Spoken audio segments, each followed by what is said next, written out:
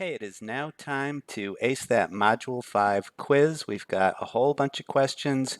Read them, pause the videos, solve them yourself, compare them to what I get. If you get through all of these and have a good understanding of how these answers were obtained, you're in great shape to ace that Module 5 quiz. I'm Dr. B. This is Chemistry 1100C, and let's go ahead and begin. Let's review some stoichiometry. For all of these, the questions are based on the production of water from the elements. So hydrogen plus oxygen makes water in this 2 to 1 to 2 ratio. So let's say we want to make 6.2 moles of water, and we need to know how many moles of hydrogen and how many moles of, that should be oxygen, are required. Well, 2 and 1 make 2. So if we want to make 6.2, we're going to need the same number of moles of hydrogen, so 6.2, but we only need half as many of the oxygen, so the answer should be 6.2 and 3.1. And there's the logic right there. Next question. 4.2 moles of hydrogen, so imagine 4.2 there, with plenty of oxygen. That always means you can ignore it essentially. Can make up how many grams of water? Well, it can certainly make 4.2 moles of water. Each mole weighs 18 grams, so it'll be 4.2 times 18. You can do it that way if you want. Or you can recognize that this is a mole to gram conversion, which is always two steps. What do you start with? Always start with what you're given. And we're given 4.2 moles of hydrogen. Draw your two lines, because this is a two-step conversion. Go from moles of hydrogen to moles of water, and go from moles of water to grams of water. And here it is shown here. We have 4.2 moles of hydrogen, where each mole of hydrogen will produce a mole of water. 2 makes 2, so 1 makes 1. And each mole of water weighs 18 grams. Now, I didn't bother striking through these units. These cancel because A over A equals 1, for example. They're the same thing, so they cancel. This and this cancel. They always cancel from top left to bottom right. The only units left are grams of water. The final answer is 76 grams of water. If you're keeping track of significant figures, we should be using 2. Hence, it's not 75.8 or anything like that. It's 76. Time for the next problem. 10 grams of hydrogen, so imagine 10 grams, that's probably about 5 moles, with plenty of oxygen can make how many grams of water? Well, I see this as a gram to gram conversion, so you could try to walk it through in your brain, but you're now getting up to 3 steps. I think you should properly write it out. Recognize that it is a gram to gram conversion. Start with what you're given, draw your 3 lines, and figure out how many grams of water you can make. And here it is shown here. We have 10 grams of water. That's 5 moles, since every 2 grams is a mole. And every mole of hydrogen does make 1 mole of water. You know, the one I chose, it's a 1-to-1 ratio. If oxygen were involved, it would be a 1-to-2 ratio. So this isn't a waste of time. This is an important step. And each mole of water weighs 18 grams. Punch that in. Recognize that in this case we have 3 significant figures, and your answer is 89.6 grams of water. Next question, 3.2 kilograms of hydrogen. Yikes, that's a lot of moles. And 42.1 kilograms of oxygen can make up to how many grams of water? Now, this is what they call a limiting reactant problem, because they are just making up some random amounts. You know, every 4 grams of hydrogen, that's 2 moles, 2 times 2 grams per mole, requires 32 grams of oxygen. So 4 requires 8 times as much. A fast way to find the limiting reactant is ask yourself, well, they better have 8 times as much oxygen, do they?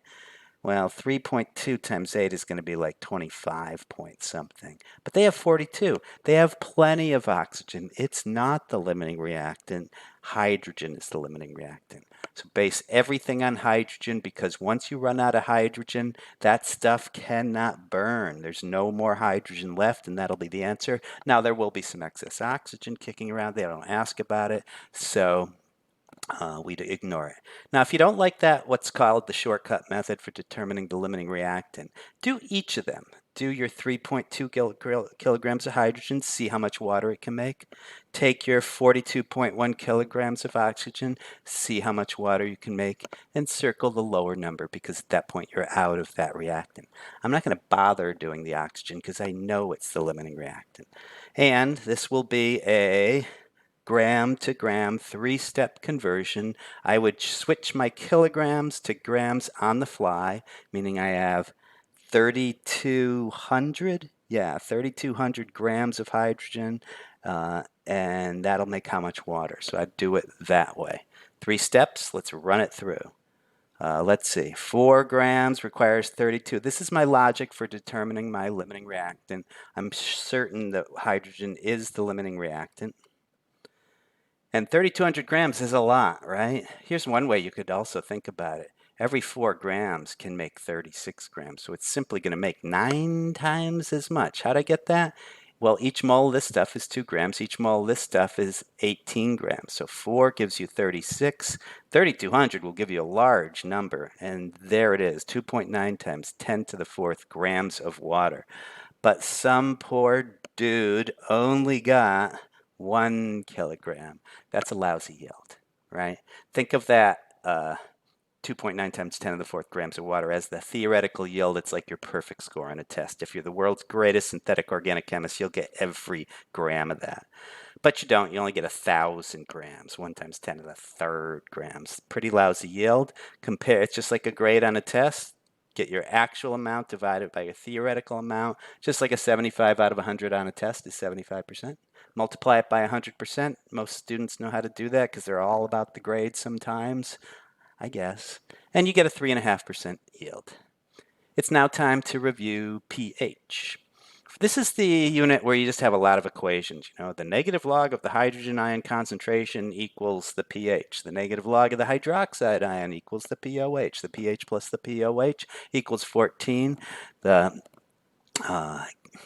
hydrogen ion times the hydroxide ion concentration is always equal to 10 to the minus 14th moles per liter. Those are all formulas. I'd have them sticking around in front of you and just use the formula that you need. I'll be using the terms H plus and H3O plus interchangeably because water, the acidic component is H plus, but since it's in water, it attaches to itself. It forms H3O plus. You can use either one. So water with a pH of 3 has a pOH of what? Well, they always add up to 14. pH plus pOH equals 14, so I'm thinking 11. Went too far. Don't look at that. Don't look at that. There we go. Water with a hydrogen ion concentration of about 10 to the minus 6 molar will have a hydroxide ion concentration of what and a pH of what. Let's get the hydroxide ion concentration first. That keeps doing that. Because it's going to be somewhere in the realm of 10 to the minus 8th, since 10 to the minus 6 times 10 to the minus 8th is pretty easy. You just add up those exponents. You get 10 to the minus 14th. That always happens with water. So it's going to be about that. So why don't we do the math where you'll do this times x equals 10 to the minus 14th. X will be, let's see, that will be the hydroxide ion concentration. That's fine. But they want the pH as well. Can you see that the pH is about 6? It's going to be the negative log of the hydrogen ion concentration is the pH. That's what we do. We'll take the negative log of that number for this part, and here we are.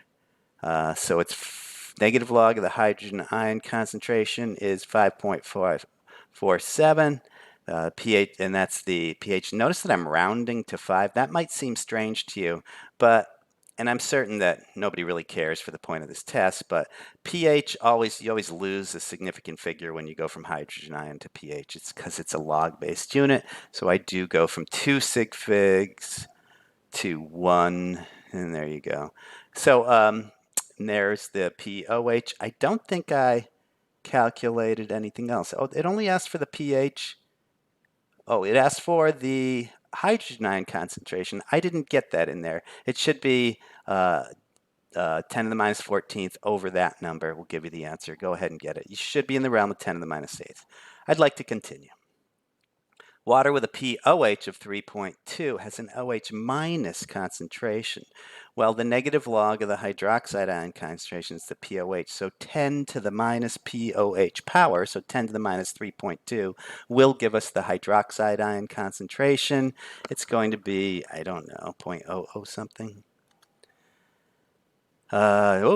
I got that wrong. So let's see. 10 to the minus 3.2 equals 6. That doesn't sound right. I'm going to say that this does not look right because 10 to the minus 3 is 0.001 and we have 10 to the minus 3.2. So this is incorrect.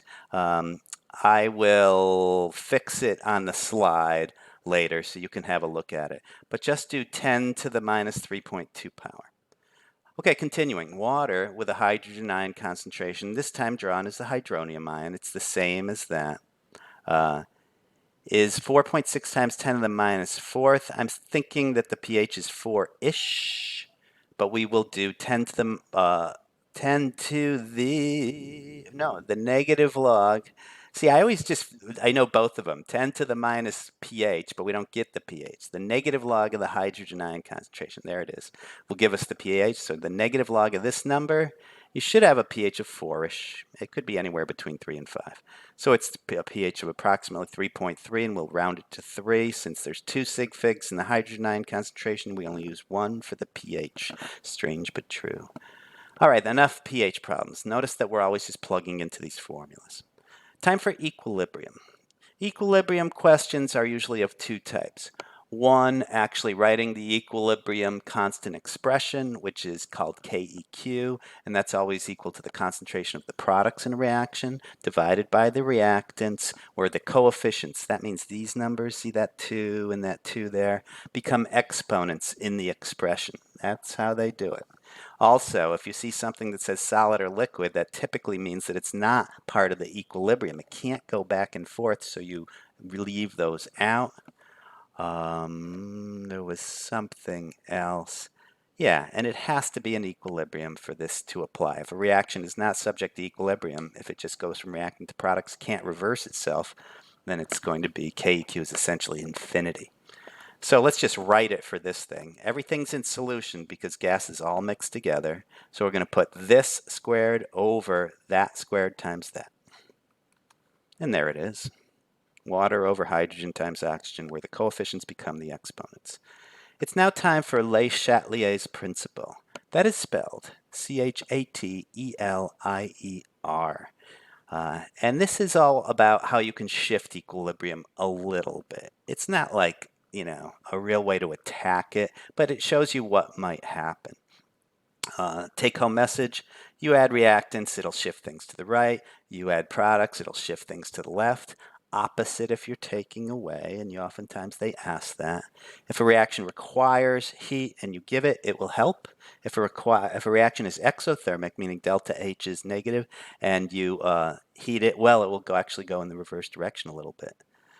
So, and finally, pressurizing it is one of the weirder ones. It will always favor, if you increase the pressure, the fewer number of moles. And in this case, can you see how we have 2 plus 1, 3 on the left and only 2 on the right? So it's a good idea to pressurize this thing if you want to move it along. So give us the shift for adding NO. That's a reactant, so it'll help shift it to the right. Removing NO2. The fast way to do this, you can do adding it does it one way, so I'm going to do the reverse answer. Think of it as creating a hole that you're going to fill in. Removing NO2, we have a hole there. It's going to fill it in, shift it to the right. Heating it, it needs it, it'll help it, shift to the right. Pressurizing it, it needs it because 3 will give you 2, and that'll be a little relief there, and so that'll help as well. That is Le Chatelier's principle. Now, 2 thermochemistry questions, and we're done with the first page. There's actually 3 pages here. So here we go. How much heat is released when 5 grams of hydrogen is burned? That's a good question to ask. You burn 5 grams of hydrogen, how much heat will it release? Well, every 286 kilojoules are produced for every 2 grams. Hydrogen is a molecule, H2. It has 2 grams per mole. So just do the math. We've got 2.5 moles. I think it's going to be just 2.5 times 286.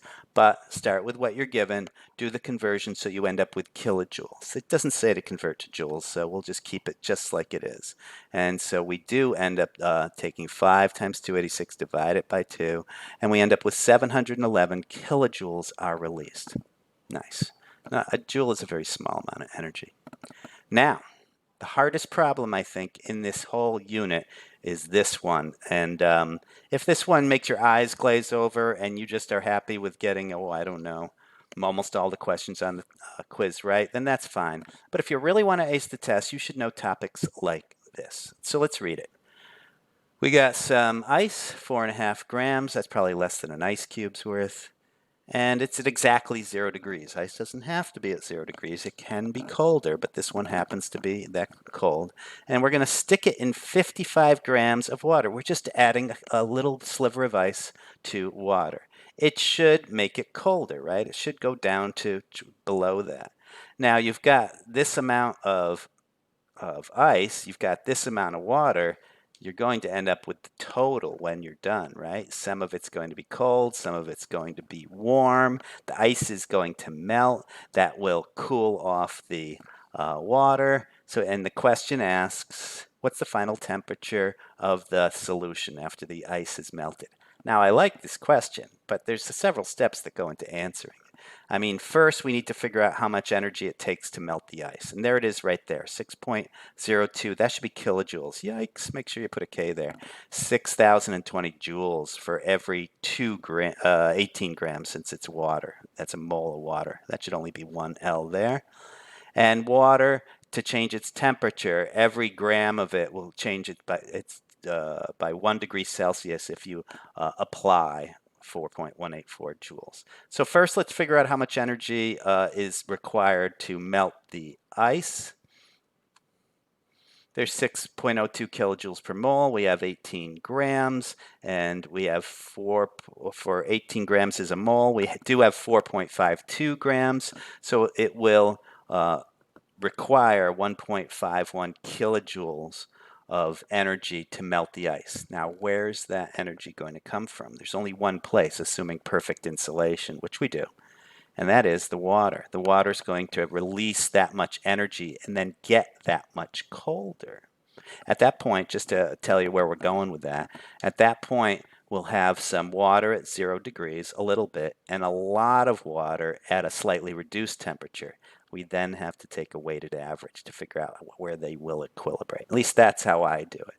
So that's supplied by the 55 grams of water. It takes 4.184 joules of water to change 1 gram 1 degree Celsius. So we're going to end up with our delta T, how much colder the water will get using Q equals MC delta T, where Q is the heat. That's our 1510 joules. M is the mass, and that's 55 grams of water. C is the specific heat of water, just how hard it is to change its temperature. And it's the hardest, just about the hardest of any substance known, at 4.184 joules per gram degree Celsius. And delta T is what we'll solve for. We're going to subtract that amount from the 23 degrees once we get it. And there it is. I'm just going to see, I rearranged, plugged in, and it's going to go down by 6.56 degrees. So that means it'll go from 23 degrees to a little bit colder, down to 16.44 degrees. You now have, imagine this in your mind, water where 4.52 grams of it are at 0 and 55 grams of it, much more, are at 16.44 degrees Celsius. We need to get in between those two. You need to take a weighted average. The Celsius is just lousy for that because it can go below 0, things like that. But Kelvin is a true measure of the relative heat content of each one. So switch it to Kelvin and then switch it back to Celsius. So you got to do it that way. To go from Celsius to Kelvin, just add 273. Yeah, that's right. So here it is. Oh, it looks like it's not showing up. I'm going to hit escape here so it goes down to the bottom. I must have gone below here. See, there it is. Let me just read this. Either way, when it cools to 55 grams of water down to 16.44 degrees Celsius, we have a container allowed, just like I said. Some is cold, some is hot. Most of it is on the warm side. Take the weighted average, and here it is. 0.07584. That is the relative amount, right? I believe that would have been 4.52 divided by 59.52. Get it? It's the abundance of how much the cold stuff is. And then the rest, 0.9241, that's a lot, right? That's 55 divided by 59.52. Yeah. And so most of it is that. So a little bit at 273 and a lot at 289. That was getting the Kelvin. And there it is in Kelvin. Subtract your 273 and you finally have your answer. Can you see why that was a tough question? The answer is 15.19 degrees Celsius. Let's do a reality check. Is that possible? Yeah, it's a little bit at 23. And a lot at 23 and a little bit at, no, a lot at 16, I think it was, and a little bit at 0. So it'll go down from 16.4 to 15.19 from the ice. And there's your answer. We still have 2 pages to go. So take a break if you need to. I'm continuing. Next page. You may see a question that is called an ice to steam question, where they say how much energy does it take to take a chunk of ice at a certain temperature, bring it all the way up to steam at another temperature. So let's do a sample question. We're going to go from 18 grams of water, that happens to be a mole, from minus 20, that's cold ice, which is possible, up to hot steam, excuse me, 110. This is a 5-step problem. And here's some handy things that you need to know. The specific heat of ice is not the same as the specific heat of liquid water. It's a lot lower. There's the specific heat of liquid water, nice and high. Steam also has its own heatability, if you will. And here's how much energy it takes to melt in joules per gram. Now, textbooks usually give it in joules per mole, but you always get grams. You can't weigh out moles. You can only weigh out grams directly, if you know what I mean.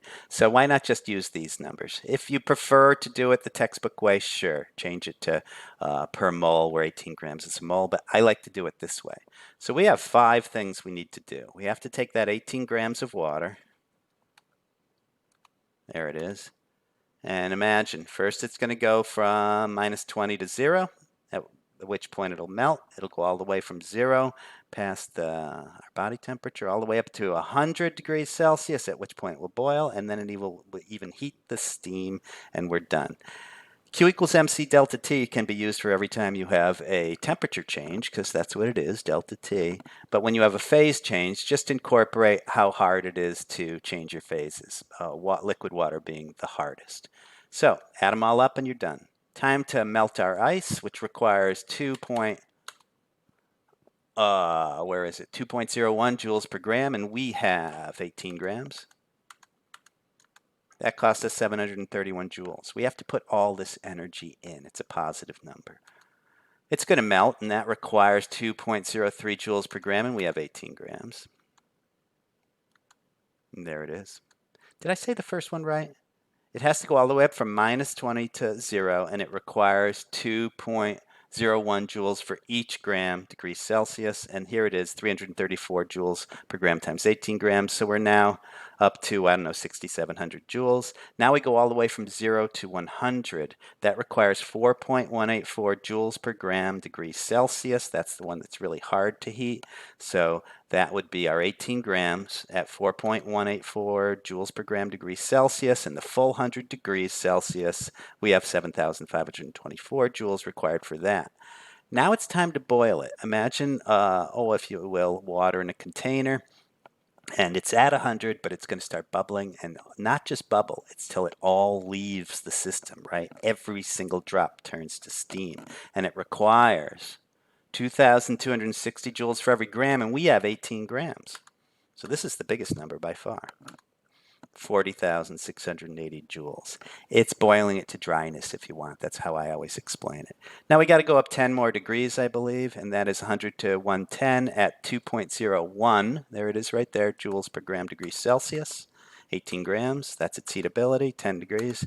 Add another 361 joules, total them all up, and you've got your answer, and that is 55,000 joules are required to take cold ice and turn it into hot steam, those amounts, those temperatures, and that's a good thing to know how to do. That's a positive value. Last page. We're going to review solutions in oxidation state, and then we'll finally be done.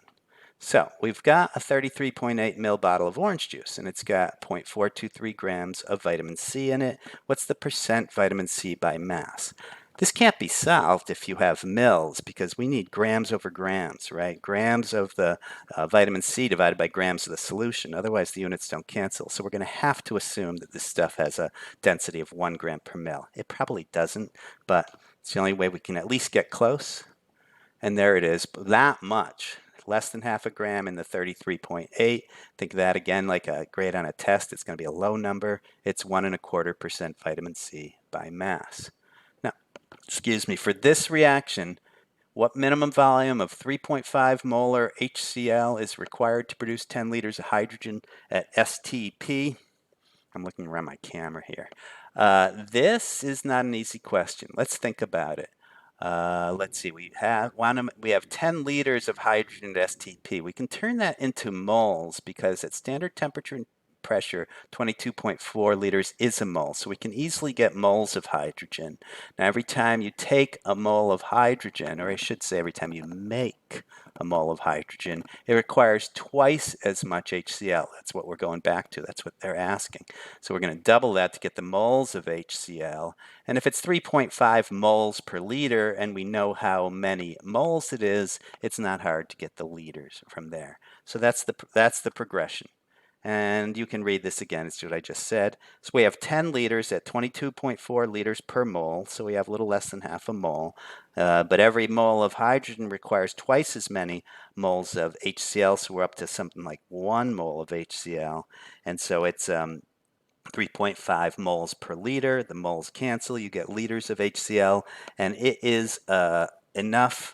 You will need 0.255 liters of that 3.5 molar HCl to generate that much hydrogen gas. That's a tough question.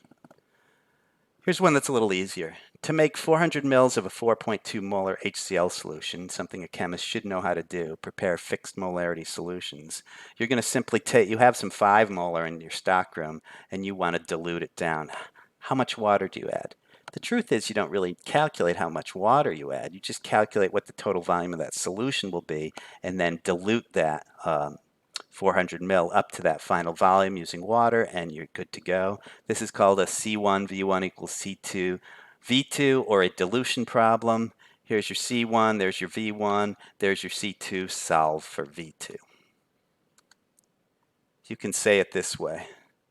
400 mils at 4.2 molar is equivalent to a certain number of mils at 5.0 molar. That certain number of mils is 336.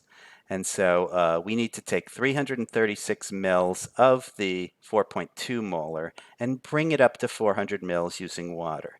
That is like adding, 64 grams of water, but this is how you do it. It's the most precise way in case your volumes are not additive. This is also a problem here that's not too bad. It's using a chart that shows you solubility at temperature and seeing where you are. Take a quick look at this and try to understand it. You've got the solubility of any type of solute like oxygen in water or CO2 in water, and it's how much it can handle before it just bubbles out. If you take oxygen and bubble it into water, a little bit of it will dissolve. You take CO2 and bubble it into water, a lot of it will dissolve, right? So you can have oxygenated water. You could sell it at the grocery store and maybe people would buy it, but it's a crummy, lousy number. You could take CO2 and dissolve it in water and sell it at the grocery store. We call that seltzer. Okay, so what this says is these questions are at 40 degrees C. So at 40 degrees C, if we extrapolate this line, it's probably going to be about 0.1 or 0.2 grams for every 100 grams of water is all you can get into of oxygen and water. Lousy number. At the same temperature, you can get up to about 1.5 grams of CO2 at water. So if you're Beyond that, it's not going to go in. So anything above that won't go in. We call that supersaturated. If you're below that, well, it's called unsaturated. It can handle even more. And if you happen to be right on the line, which is rare, that is a saturated solution. It's exactly as much as it can handle. Looking at these questions, 0.42 grams is way under the 1.5. So that is an unsaturated solution. You could add a lot more CO2 and it'll dissolve right in. But it's too much for the O2. It can't even handle 0.3. So this will only go to the 0.1 or so, and then it will dissolve. And I wonder if I got that next question right or not. So answer, unsaturated for the CO2, supersaturated for the O2, meaning that there's excess that did not dissolve. A better answer, I think, would be to say some of it's saturated and some of it is undissolved. And determine the molarity of each solution.